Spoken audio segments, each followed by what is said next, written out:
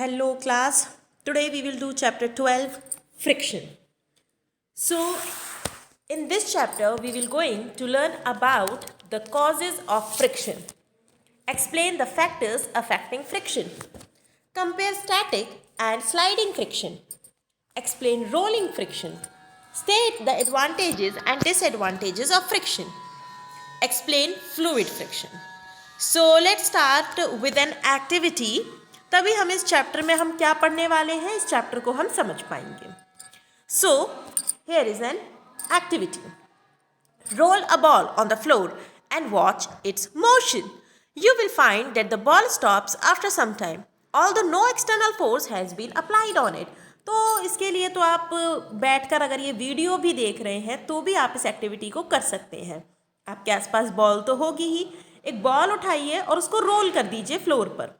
आप उस बॉल को धीरे से कर दीजिए, तेज़ भी कर सकते हैं, वो आपके ऊपर है कि आप किस स्पीड से उस बॉल को रोल करना चाहते हैं. आप उस बॉल को रोल कर दीजिए. आप उसको रोकें या ना रोकें, कुछ टाइम बाद वो बॉल रोल होते होते एक टाइम ऐसा आएगा जब वो रुक जाएगी. क्यों भाई? आपने उसको रोका नहीं, किसी और ने उस बॉल को नहीं रोका. तो फिर ऐसी कौन सी फोर्स उस पर काम कर रही थी जिसकी वजह से वो बॉल मोशन से रेस्ट में आ गई. The above activity shows that a force might be acting on the ball that opposes the motion of the ball. This is known as the frictional force or friction. तो कौन सी force आ गई? Friction force आ गई. Okay, कौन सी force थी वो? Frictional force थी, या फिर हम उसको नॉर्मली बोल सकते हैं friction. Friction acts when an object tries to move or slide over the surface of another object. It always acts in the direction opposite to the direction of motion. तो देखिए, इसके लिए मैं आपको थोड़ा सा कुछ ड्रॉ करके दिखाती हूँ, आप समझिएगा. ये दो सरफेस है. जब ये दो सरफेस एक दूसरे के ऊपर स्लाइड करेंगे तो इनमें आपस में लगेगा फ्रिक्शन. फॉर एग्जाम्पल, ये मेरे हाथ है. जब ठंड होती है तो हम क्या करते हैं? हम अपने हाथों को इस तरीके से रब करते हैं. अब आप देखिएगा, आप स्मूथली इन हाथों को रब नहीं कर पाएंगे, थोड़ा सा आपको जोर लगाना पड़ेगा. क्यों? क्योंकि जब दो बॉडीज आपस में कांटेक्ट में आती हैं तो वो क्या लगाती हैं एक दूसरे पे? Friction force. जब दो बॉडी एक दूसरे पे स्लाइड करती हैं तो वो क्या लगाती हैं? Friction force. ओके, सो अब मुझे लगता है आपको थोड़ा सा क्लियर हुआ होगा. चलिए अब हम बात करते हैं डायरेक्शन की. तो डायरेक्शन क्या होता है फ्रिक्शन फोर्स का? फ्रिक्शन फोर्स का जो डायरेक्शन होता है वो हमेशा मोशन से अपोजिट होता है. फॉर एग्जाम्पल, आप अपने स्कूल के ग्राउंड में दौड़ते थे, आप शूज़ पहनकर दौड़ते थे. आप एक तरीके से स्लाइड करते थे, भाई स्लाइडिंग ही करते थे, भाई आप उस पर मूव करते थे. दो जो बॉडीज़ थी वो कांटेक्ट में आती थी. कौन सी दो बॉडीज़? एक तो ग्राउंड, दूसरा आपके पैर आपस में कांटेक्ट में आते थे. अब आप आगे की तरफ मूव करते थे तो फ्रिक्शन फोर्स कहाँ लगता था? पीछे की तरफ. Yes. When you push a heavy box, it does not move easily. Do you know what is holding the box? It is the friction that is preventing the box from moving. To make the box move, you have to keep pushing it with a greater force to overcome the force of friction. एक भारी सा box रखा हुआ है, आपको उसे push करके हटाना है. अब इतनी आसानी से तो नहीं हट जाएगा. अगर वो भारी है, उसके अंदर वजन है, तो फिर थोड़ा सा आपको ज़्यादा फोर्स लगाना होगा. कितना फोर्स लगाना होगा कि आप उस पर लगने वाले फ्रिक्शनल फोर्स से ज़्यादा फोर्स लगा पाएँ. जैसे ही आप उससे फ्रिक्शनल फोर्स से ज़्यादा फोर्स लगाएंगे, आप उस बॉक्स को मूव कर पाएंगे. अब देखिए, फ्रिक्शनल फोर्स लगेगा कहाँ? ये रहा आपका बॉक्स, ये रहा वो ग्राउंड जिस पे से आपको उसको हटाना है. अब फ्रिक्शनल फोर्स कहाँ लगेगा? फ्रिक्शनल फोर्स लगेगा इसके सरफेस पे, ग्राउंड के सरफेस पे, और आपके बॉक्स का जो नीचे वाला एरिया है उसके बीच में, इस जगह पर क्या लगेगा? आपका फ्रिक्शनल फोर्स लगेगा. It means if friction is more than applied force, the object will not move. Cause of friction. अब हम बात कर रहे हैं फ्रिक्शन दो बॉडीज के बीच में लगता है. जब दो बॉडीज कांटेक्ट में होती हैं तब फ्रिक्शन लगता है. अच्छा, ये आप मुझे बताइएगा कि ये कांटेक्ट फोर्स है या नॉन कांटेक्ट फोर्स है? हमने पढ़ा था ना कांटेक्ट फोर्स और नॉन कांटेक्ट फोर्स. जब हमने फोर्स एंड प्रेशर पढ़ा था तो हमने पढ़ा था कि जब दो बॉडीज आपस में कांटेक्ट में आती हैं और फोर्स लगाती हैं तो वो होता है कांटेक्ट फोर्स. जब दो बॉडी आपस में कांटेक्ट में नहीं होती हैं, फिर भी उन पर फोर्स लग रहा हो तो वो होता है नॉन कॉन्टैक्ट फोर्स। अब थोड़ा सा रिलेट करने की कोशिश करिए और बताइए कि फ्रिक्शन में दो बॉडीज कॉन्टैक्ट में आती हैं, तो ये कॉन्टैक्ट फोर्स है या नॉन कॉन्टैक्ट फोर्स है? Okay, this is your homework. Now cause of friction, क्यों लगता है फ्रिक्शन?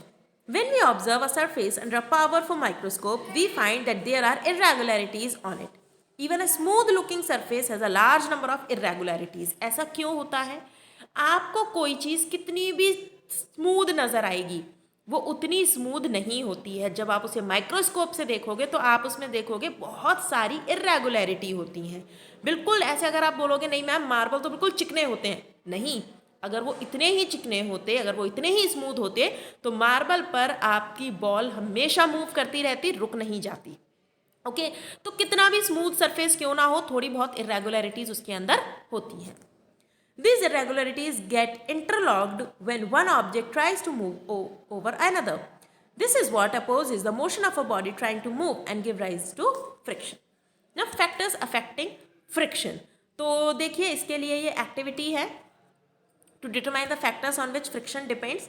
ओके, तो इसके लिए हम देखते हैं हमें क्या क्या चाहिए। एक दो रबर बॉल लीजिएगा, एक जैसी बॉल लीजिएगा, अलग अलग मत लीजिएगा, जिससे कि आपको ये ना लगे कि नहीं ये बॉल हैवी थी, ये बॉल छोटी थी, ये बॉल बड़ी थी इसलिए ऐसा हुआ। आप दोनों आइडेंटिकल बॉल्स लीजिएगा। एक मेटल बॉल लीजिएगा, तो स्मूथ सरफेस लीजिएगा, और एक रफ सरफेस लीजिएगा। Take two identical rubber balls, roll one ball on a rough surface and the other on a smooth surface with the same force. आपने दोनों बॉल एक जैसी ली, पर एक बॉल को आपने रोल कराया मार्बल वाले फर्श पर यानी कि स्मूथ सरफेस पर, दूसरे को एक पत्थर वाली जगह पर, यानी कि आपने जो सरफेस लिया वो आपका रफ था। क्या होगा बताइए, खुद बताइए। ये तो एक ऐसी एक्टिविटी है जो हम डे टू डे भी जाने अनजाने करते रहते हैं। So which ball covers a greater distance, कौन सी बॉल दूर तक जाएगी? ऑफकोर्स जो मार्बल है जिस पर आपने बॉल को रोल किया है, तो मार्बल वाली बॉल ज़्यादा दूर तक जाएगी। The rough surface will have larger number of irregularities than the smooth surface. The force of friction is therefore greater in case of rough surface. This causes the ball rolling on the rough surface to stop earlier. तो भाई अगर आपने एक marble के फर्श पर ball को role किया, एक आपने पत्थर के सरफेस पर रोल किया बॉल को, तो कौन सी बॉल ज़्यादा लंबा डिस्टेंस तय करेगी? भाई ऑफकोर्स स्मूथ वाला करेगी। ऐसा क्यों करेगी? क्योंकि भाई वो स्मूथ सरफेस है, वो थोड़ा सा दूर तक जाएगी। पर अगर आप रफ सरफेस की बात करो, कंकड़ है, पत्थर है, मिट्टी पड़ी हुई है, तो वो ज़्यादा दूर तक नहीं जा पाएगी। क्यों? क्योंकि इरेगुलरिटीज़ ज़्यादा हैं। भाई रफ सरफेस है, पत्थर पड़े हैं, इरेगुलरिटीज़ ज़्यादा हैं, तो बॉल ज़्यादा दूर तक नहीं जा पाएगी, और जो यहाँ पर लगने वाला फ्रिक्शन होगा वो बहुत ज़्यादा होगा। Now replace one of the rubber balls with a metal ball of the same dimension and roll the balls. Which ball covers a greater distance this time? अब पहले आपने सरफेस पर जो बॉल रोल की थी वो रबर बॉल करी थी, इस बार हम मेटल बॉल को रोल करेंगे। The heavier metal ball will press the surface harder. The interlocking between the metal ball and the surface thus becomes stronger, resulting in greater force of friction. This causes the metal ball to move slow and stop earlier. अब आपने एक metal ball को फेंका, आपने एक rubber ball को फेंका, कौन सा ज़्यादा लंबा डिस्टेंस तय करेगी? इस केस में भी रबर बॉल ज़्यादा लंबा डिस्टेंस तय करेगी। द रीज़न इज जो मेटल बॉल है उसका वजन ज़्यादा है। जब वजन ज़्यादा है तो वो प्रेशर ज़्यादा लगाएगी सरफेस पर, चाहे वो स्मूथ सरफेस हो या फिर रफ सरफेस हो। ज़्यादा प्रेशर लगेगा तो फ्रिक्शन फोर्स भी ज़्यादा लगेगा। तो देखिए हमने क्या ऑब्जर्व किया। The force of friction acts in the direction opposite to the direction of motion, depends on the nature of the surface in contact and depends on the mass of the body. यानी कि हम कैसे surface पर move कर रहे हैं इस पर डिपेंड करेगा फ्रिक्शन। इसके अलावा डिपेंड करेगा कि जिस बॉडी को हम रोल कर रहे हैं उसका मास कितना है, उसका वजन कितना है। The mass of the moving body decides how hard the two surfaces press each other. अब दो तरीके के फ्रिक्शन होते हैं, static friction and sliding friction. तो चलिए स्टैटिक एंड स्लाइडिंग फ्रिक्शन को समझने के लिए हम लोग एक एक्टिविटी कर लेते हैं। Aim to observe static friction, limiting friction and sliding friction. Things required, heavy brick, एक भारी सी आपको ईंट चाहिए, spring balance, piece of string and table. Place the brick on the table and attach it to the spring balance with the help of a string. Pull the spring balance horizontally with a small force. तो देखिए आपने क्या किया, आपने table ली, table पर आपने ये brick रखी, ब्रिक को आपने बांध दिया धागे से और उसके बाद उसको अटैच कर दिया स्प्रिंग बैलेंस से और आपने हल्का सा फोर्स लगाया उसमें। The spring balance records the force applied on the brick. अब आप बोलेंगे मैम इसको तो हम सीधा भी खींच सकते थे धागे से, हमने स्प्रिंग बैलेंस क्यों लगाया? तो स्प्रिंग बैलेंस एक्चुअली फोर्स को रिकॉर्ड करेगा। This force is equal and opposite to the force of friction between the surface of the brick and the table. As the force of friction balances the force applied on the brick, it does not move. तो जब तक आप force नहीं लगा रहे हैं तब तक बैलेंस है दोनों फोर्सेस। आप कोई फोर्स नहीं लगा रहे हो और फ्रिक्शन फोर्स ने उसको इस पोजीशन में रखा हुआ है। The friction that exists between two objects which are at rest relative to each other is known as static friction. देखिए अब ध्यान से समझिएगा, ये टेबल है, इस टेबल पर हमने ब्रिक को रखा, यहाँ से ये धागा लगाया, स्प्रिंग बैलेंस को हमने पकड़ा हुआ है। अभी हम इसको खींच नहीं रहे हैं, ध्यान दीजिएगा, हम इसको अभी खींच नहीं रहे हैं, अभी ये एज इट इज रखा हुआ है। तो इस पर कौन सी फ्रिक्शन लग रहा है? इस पर लग रहा है स्टैटिक फ्रिक्शन, यानी कि फ्रिक्शन लगा हुआ है पर ना ही कोई बाहर से फोर्स अप्लाई हो रहा है, ना ही ये आपस में कुछ और फोर्स अप्लाई कर रहे हैं, सिर्फ फ्रिक्शन फोर्स है जिसकी वजह से इनकी जो ये पोजीशन है ये बनी हुई है। The static friction varies from 0 to the value when the body just begins to move. अब आप बोलेंगे मैम ये स्टैटिक फ्रिक्शन होता कितना है? तो ये स्टैटिक फ्रिक्शन 0 से शुरू होता है और वहाँ तक पहुँचता है जहाँ तक आप उस चीज़ को हिला नहीं पा रहे हैं। जैसे कि आप एक भारी बॉक्स को फ्लोर पर मूव करने की कोशिश कर रहे हैं, आप अकेले मूव करेंगे नहीं होगा, आप एक और को बुलाएंगे, हो सकता है वो भारी हो, वो अब भी मूव ना करे, आपने 3 लोगों ने फोर्स लगाया, अब शायद वो मूव कर जाए। यानी कि अब आपका जो स्टैटिक फ्रिक्शन है जब वो मूव करना शुरू होगा तो वो खत्म हो जाएगा।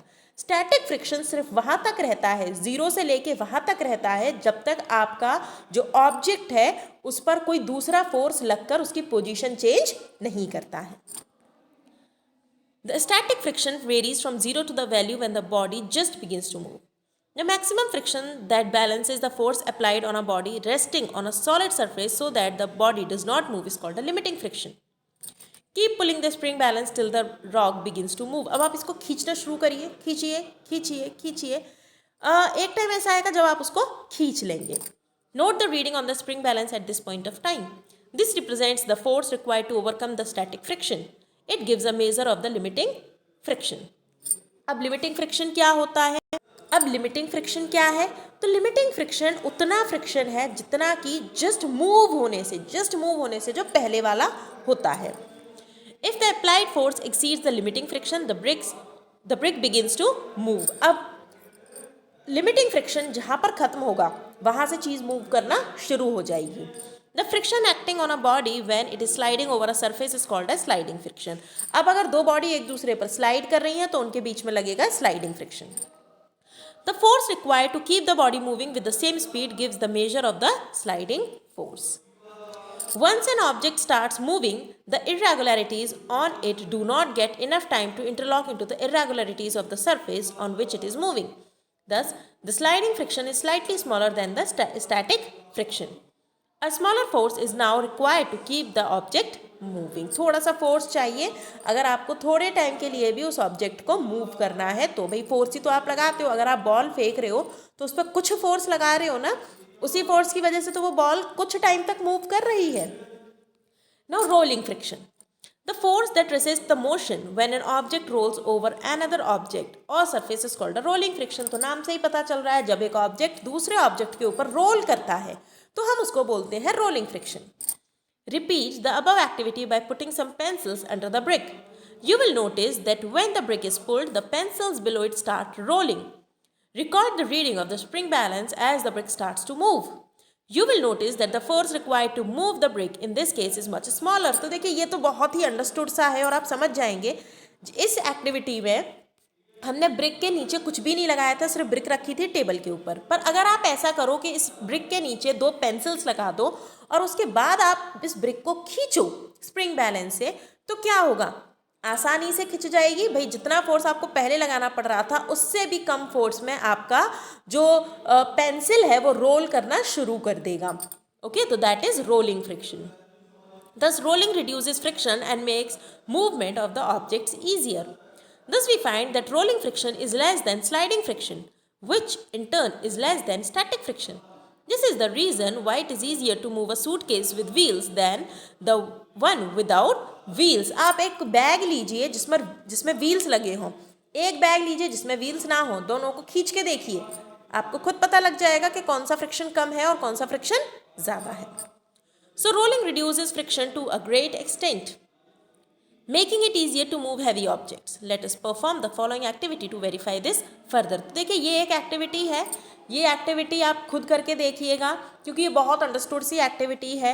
अब आप खुद सोच के देखिए कि रोलिंग फ्रिक्शन कम होता है और रोलिंग फ्रिक्शन आसानी से मदद करता है आपकी चीज़ों को मूव कराने के लिए. अब इसके लिए देखिए एक बॉक्स है, वो बॉक्स ग्राउंड पर रखा है, उसमें पहिए नहीं लगे हैं, आपको दिक्कत होगी उसको मूव करने में. ठीक इसी तरीके से उसी बॉक्स के नीचे अगर आप चारों तरफ पहिए लगा दो, व्हील्स लगा दो, तो आप आसानी से उसको रोल करके कहीं भी रख सकते हो, अकेले भी रख सकते हो, आपको 2 या 3 लोगों की ज़रूरत नहीं है. तो ये एक्टिविटी उसी से रिलेट करती है, इस एक्टिविटी को आप करिएगा. Now advantages of friction.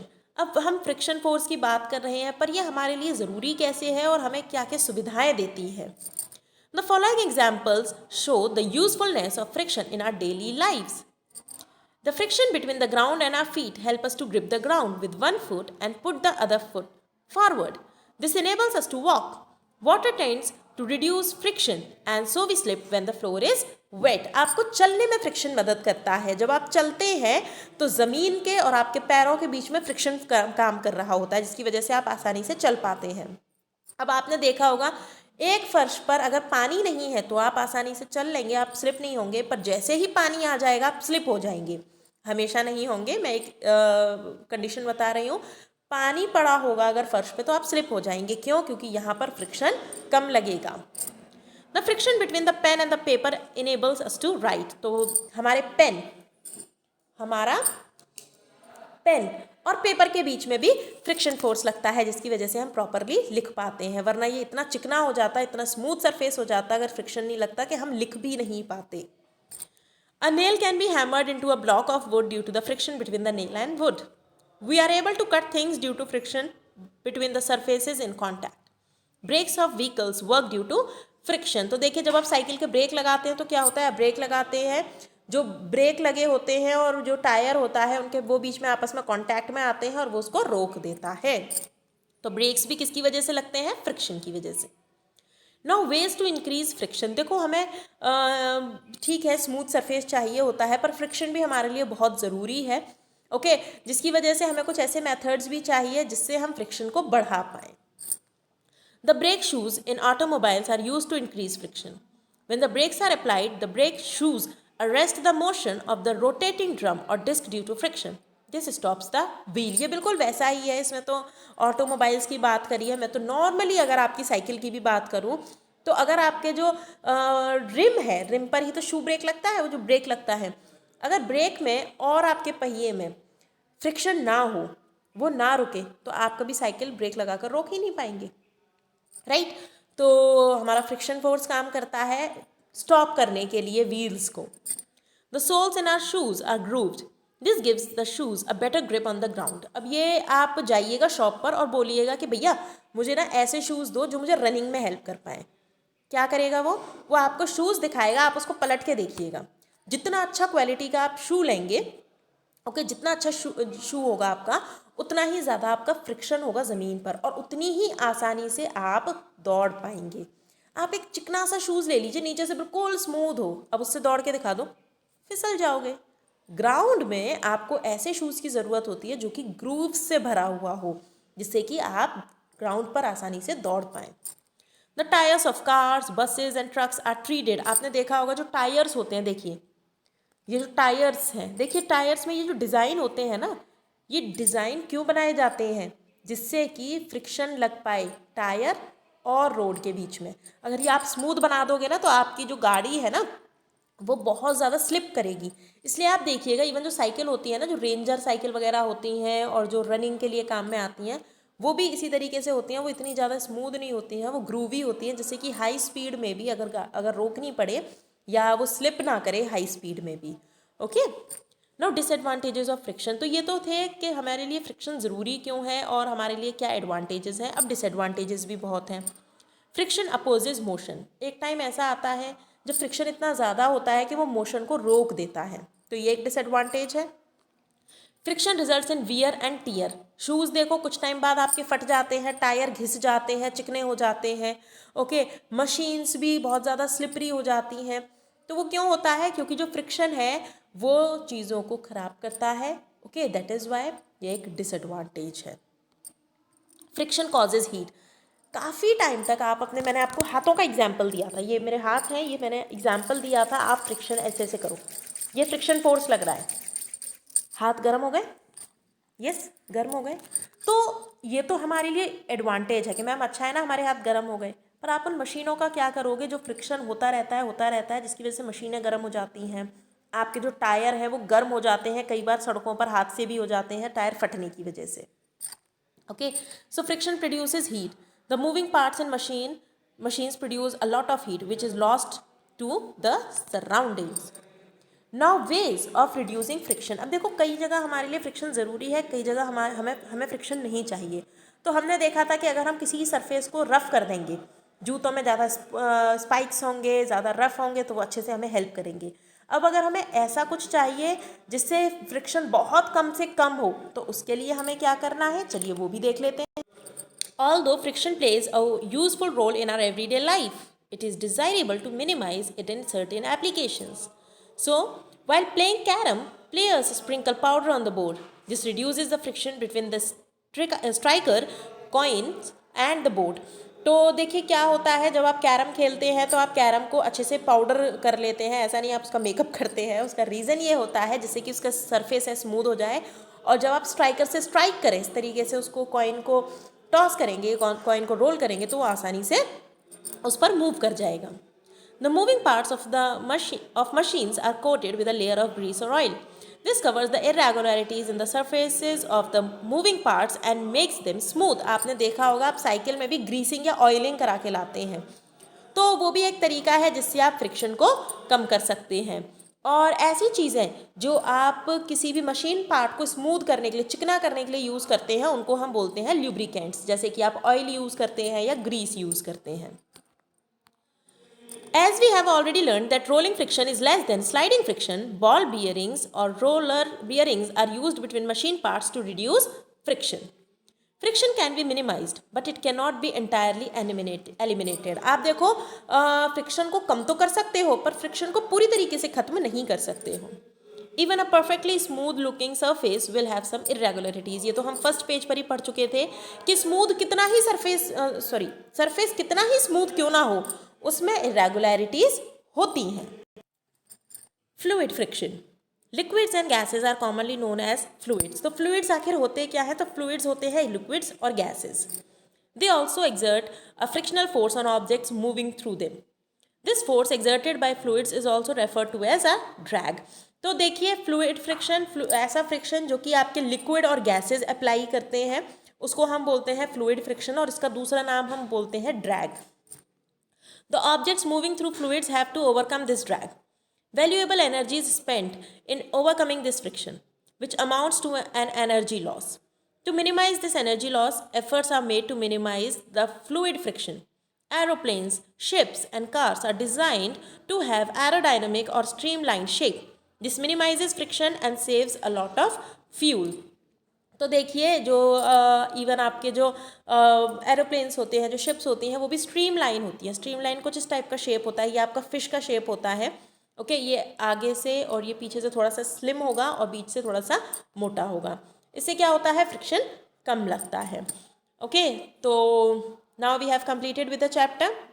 अगर आपको कोई भी डाउट हो तो आप अपना डाउट मुझे व्हाट्सएप पर भेजिएगा, we will discuss your doubts. Okay, now you can fill these exercises in your book. Again I am telling you, if you have any problem you can post your doubts on the group. Next class में हम करेंगे next chapter. Till then, bye bye.